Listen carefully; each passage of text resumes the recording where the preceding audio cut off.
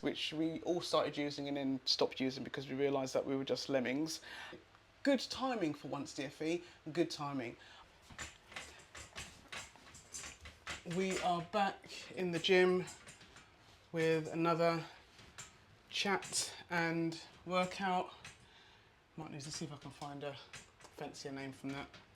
But yeah, we're back. We have missed a week because, why did we miss a week? Busyness, tiredness, the end of term kind of lull is setting in, I think, where it's just like, oh, I just want to come home and sit and do not much in particular. And that has, yeah, just meant I've had a week off training. So we are back. We have got slightly different workouts today in terms of the deadlifts. So we're still working on the pauses to make sure that our technique is good. And we have an interesting workout today, which is all about quality rather than quantity. And like I said, we've got 5 weeks left of the academic year and I am counting down. Now, there's always this thing about, not wishing time away. And I would never be the one to want to wish my life away. But when you get to this point of the academic year, second half of the summer term, and the light of the summer holidays can very much be seen, it is an absolutely amazing feeling. And whether there are any head teachers out there, school leaders who would agree with me, I don't really care, because I am counting down.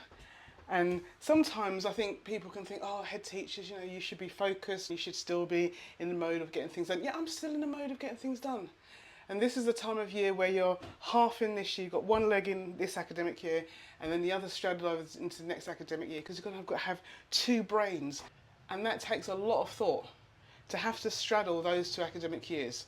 Because at the moment, we're focusing on recruitment, we're focusing on curriculum and what changes we're going to make, we're focused on the new reception intake, we're focused on the year 6s leaving, we're focused on staff leaving. We've got a lot of focuses. And one of the challenges with this academic term is that it goes so quickly. So, we started back 2 weeks ago, we're already 2 weeks into the second half of this term. 5 weeks to go, depending on obviously on when you finish. But for us, it's 5 weeks to go from tomorrow. And that 5 weeks will go along in a heartbeat. So at the end of this week, not got much this week, I don't think. And then at the end of the week after the next, we've got our school carnival. Then a couple of weeks after that, we've got sports day.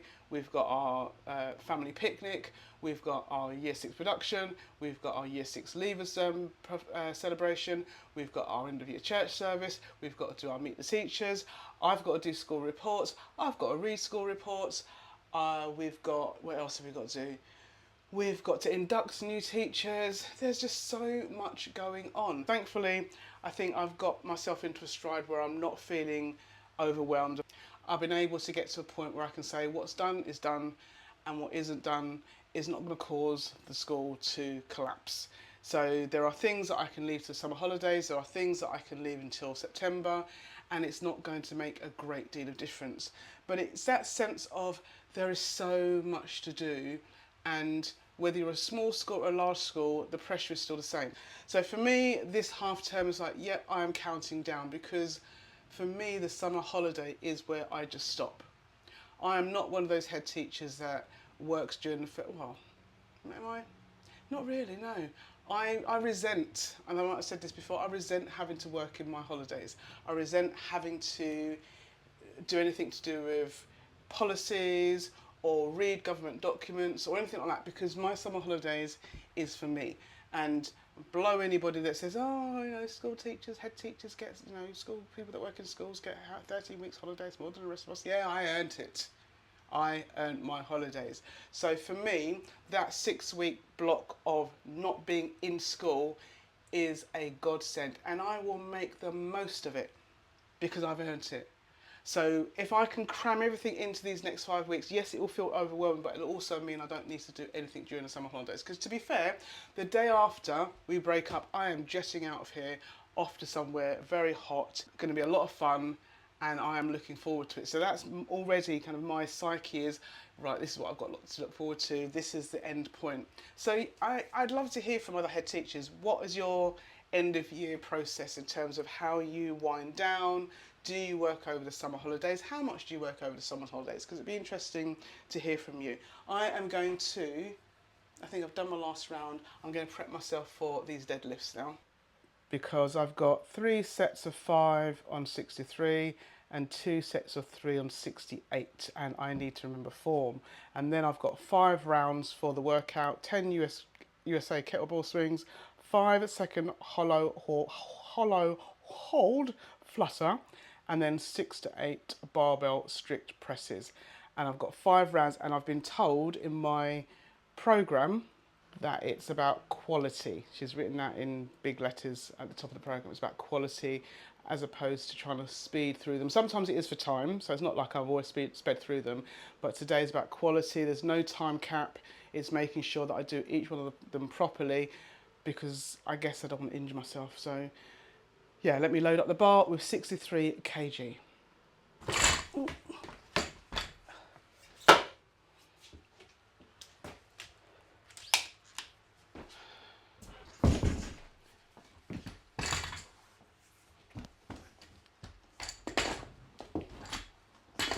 That is the bar loaded with 63. No, it's not. Oh dear. 1.5s on each side. And then we will have 63. 20, 40, 55, 63. Loaded correctly. This week in education news, the government released their attendance toolkit, and it created a lot of discussion, as these things do, amongst the social media educators that are out there, the edu influencers. One of the things that a lot of people were talking about with this toolkit is the fact that they were saying that the DfE are saying things like, to improve attendance, why not get your children to give them a skip the queue pass, a skip the lunch queue pass on their birthday, or there's a under the weather form that they can complete, and various other suggestions that they're saying that the DfE came up with. Now, I'm one for doing my research, and because I knew that I was making this video, I wanted to make sure that all the information I provided was accurate. So I Googled the attendance toolkit document that the government has provided, and I had a skip through that, and it gives lots of statistics on the reasons why students have lost, how many school days have been lost due to various activities such as sickness, religious holidays. Somebody found out that there were so many days that were missed by children in Liverpool because they went to a Taylor Swift concert. I mean, there is somebody sitting in a DfE office that's paid to look for things like this, but there you go, someone's got to do it, I guess. And things like, children not coming to school midweek or at the end of the week or at the beginning of the week or the beginning of the holidays. And we know all of this. As school leaders, we know those that have persistent absence will miss schools on particular days or for particular periods of time. What I found interesting was, and I'm not one for giving the DfE a pat on the back, so let's get that quite straight. I am not here to fly the flag for the DfE. But what irks me is when people report things that aren't strictly true. Because in Schools Week, they said that one of the things that schools are being told they should do is to create this under the weather form. And then there's this whole repeated reporting of schools being suggested that they should give children a skip the queue pass for lunch on their birthdays. However, what a lot of these articles have failed to explain is that these suggestions aren't coming directly from the DfE. Because in the DfE toolkit, what they've done at the bottom is they have provided some videos. And those videos have been created or been filmed with school leaders I'm assuming some of them might be the RISE schools, you know, those schools that are helping to boost school attendance and examples of good practice. But these examples come from those schools. So the examples that people are citing, like, oh, the DfE said you should do this and you need to do this, are coming from schools that are actually doing it. They are sharing their best practice. Now, I'm sure all schools have got examples of best practice when it comes to improving attendance, because first and foremost, we know none of our schools want to have poor attendance. None of us want to have this whole persistent absence percentage that's, you know, higher than national, because then that impacts on Ofsted inspections and all the rest of it, yada, yada, yada. I'm not saying anything that's new. But it is frustrating when, I guess as a school leader, you are trying things that you know to be factually correct for your school and your context, and then it's taken out of context. Because then you've got people saying, oh, the government are telling us to do this. They're not. It's not the government telling us to do this. It's the government giving examples of what schools are doing. And when I watched some of the videos, I thought, oh, actually, you know, that's not such a bad idea. And some of them thought, oh no, that's not going to work in our school. For example, one school, they said they're an inner city school, but they've got a village feel. And this school has chickens and dogs and lots of animals that welcome children into school. And that won't work at our school. And then they also, I think it was the same school, that also invite parents to come in and have breakfast in the mornings with their children, so that it's one less thing and one less battle for the parents to fight in the morning. All they need to do is worry about getting their children dressed. And so I thought, oh, actually, no, that's a good idea, but it's not necessarily needed in our school. And so I think the thing that I took umbrage with was the way that it's being reported. They pick up something that's come from somewhere else and they take it as gospel, rather than following the thread through to, oh no, this is where the information has come from. So it's not, on this occasion, Bridget Phillipson saying you need to give your child or the children in your school a pass on their birthday so they can jump the queue. Because for some of us, from our school, that would not make a difference, you know? It wouldn't make a difference. I know what would make a difference. So having things like Scoot to School days, having things like school photos on the first day of term, guaranteed all children are going to come back into school. We've done that for the last 3 years. All children have come back into school on the first day of term because that's when we have school photos. Things, and this is the first, like this is in the after half term, the February half term. Things like we have a poetry slam after a school holiday, because we know, again, children enjoy that sort of thing. So it's finding things that work for you, but sometimes it's then being turned into, oh no, this is what all schools have to do. And in the bottom of the DfE guidance, I think I've done 4 sets now, at the bottom of the DfE guidance, they have got some templates that you can use, and one of them is this under the weather form. I haven't looked at it in detail, but I listened to the head teacher who explained why he implemented it in his school, and it made sense, and he said it worked for his school community. And so it's on the list of things, that templates you can download. There's nowhere on the website that says you have to use it. And so I think we're going to get to this point where it's like these, you know, little messages that get passed down the line, and by the time they get to the end of the line, it's a completely different message of schools thinking I have to, whereas no, this is just an idea that you could use. And I think we need to get away from, and this is kind of where, you know, when it comes to theories of education, all that lot, because one person has said, oh, it's a good idea, then everybody suddenly thinks, oh, we must all be using it then. Why aren't you using it? Oh, you've got to use this now. And it's not helpful. And so for me, reading the attendance guidelines, and there's also the document that had all the statistics in it, was really interesting to read and to think, okay, what's happening in my school? There was one document I saw that had a kind of script of how to interact with parents when it comes to communication. And for some schools it's needed, and for, you know, for others it's not. But it did make me smile. And the reason it made me smile was because of the almost, I don't know whether you could call it patronising tone. It's like, schools not really know that. So they're suggesting when you're communicating, for example, at the whole school or start of term, and this comes directly from the Gov UK website, so it's not something a school does, this is what the government are suggesting, that your tone that you use in your communication is warm, invitational, inclusive, and led with the child. Things like avoiding, which I saw some schools do, blaming the parent or being too instructive. For example, this term will be helping children grow friendships and confidence through weekly team projects.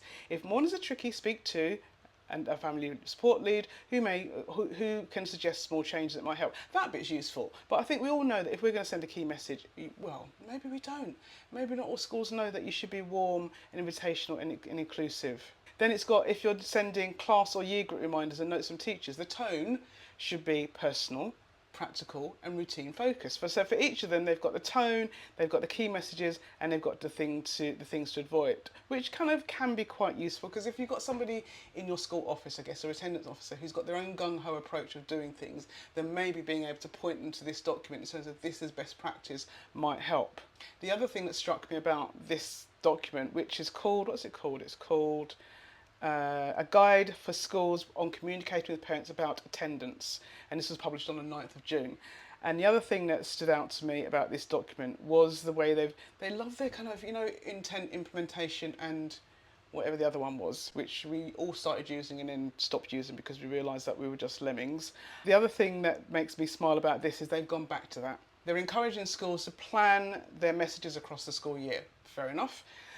And the communication calendar that follows splits the year out by term, mapping the moment, the mindset and the messaging. So they've got this for all throughout the school year. So the moment is for communications, timely points where communicating with parents about attendance is most relevant. The mindset is what parents may be thinking and feeling in that moment, and therefore the barriers or drivers we can address through communication. And the messaging is the language that will help to improve attendance. We do not expect schools to copy and paste the example messages we offer, but they're available to give you a sense of what could land well. So again, they're not dictating, they're suggesting. So for each point throughout the school year, they've got a moment, mindset and messaging. So they've got one for the autumn term and Christmas holidays. They've got one for winter illness period. They've got one for parents' evening. They've got for everything. They've got one for end of term and Christmas holidays, spring term and Easter holidays, National Secondary Offer Day. They've got them all. You think of the moments that could happen throughout the school year, they've kind of thought of the mindset and the messaging that you need to have. So again, useful because it helps you to think about how you do things, but it's making sure that schools aren't deciding, oh, this is what they're dictating, because they've made it really clear. We're not saying take it word for word, we're saying this may help. And I think that's really useful. And I think sometimes we need something that will help us to think about things in a different way. Where you've got all these influencers in the education sector, all these media outlets kind of saying this is what you're being told to do, it's not necessarily the case. Sometimes it is about reading things for yourself, because it's very easy to get swept away in the, what's the rage bait? That's a new term, the rage bait of, oh, this is what they're asking us to do now, it's out of order, you know, they're telling us to do this, so using these examples. They're not doing that. They're not doing that. I watched about 5 videos, they're probably about 3 or 4 minutes long, so very short, but really interesting. And some things will work and some things won't work. And I guess for me, it's like, what have you tried in your school to improve attendance that has actually worked? Because sometimes these schools that they're choosing, they're not like our schools, and they don't necessarily have the same challenges. And so it'd be interesting to kind of get an overview in the comments. Please, nobody comments, man. What's going on with that? Nobody's commenting. Leave a comment. Thank you for your likes. Thank you for subscriptions. But please do comment as well, so that I know that there's actually people out there. Are you out there? Are you out there? That I can kind of interact with. But it'd be interesting to find out what you do and your thoughts on the whole idea of jumping on a bandwagon or trying to bash the DfE. Yes, there is always opportunities to bash the DfE. For once, they've sent something during the school term, before the end of the academic year, before the start of the new academic year. Good timing for once, DfE, good timing. I now have 2 sets of 3 at 68 kg to do. It's my second set of 3 on 68 kg.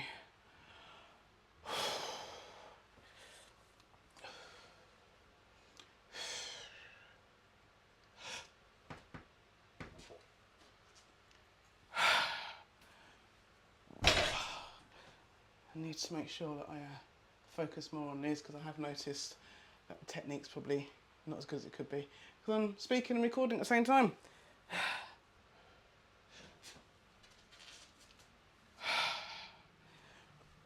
I'm so therefore my breathing isn't being done properly. Hi day. The joys of being a content creator, eh?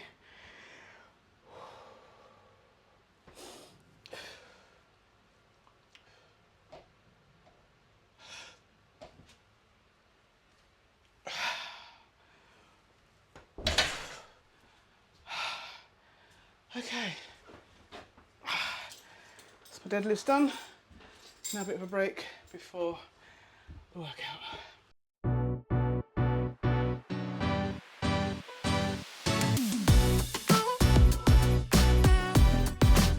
So I still can't get used to the fact that for some reason, when my door cam goes, it shows on the telly. It's really bizarre. It's never done that. If anyone knows why that might be, oh, hi Mr. Delivery Man, why that might be, then please do let me know. Because although this is connected up on, maybe because this is Amazon Fire Stick, perhaps. But yeah, very bizarre. And yeah, not something I'm used to.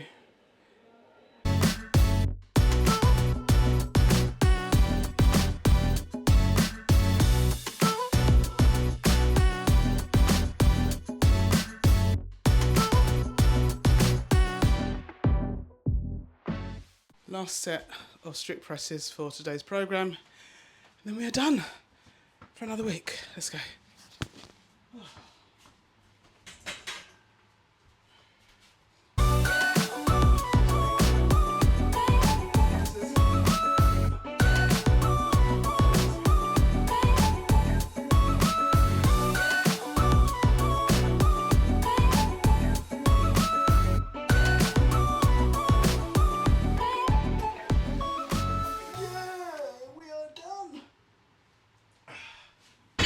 Done for another week, people. Done for another week. One of two of the programme done, as usual.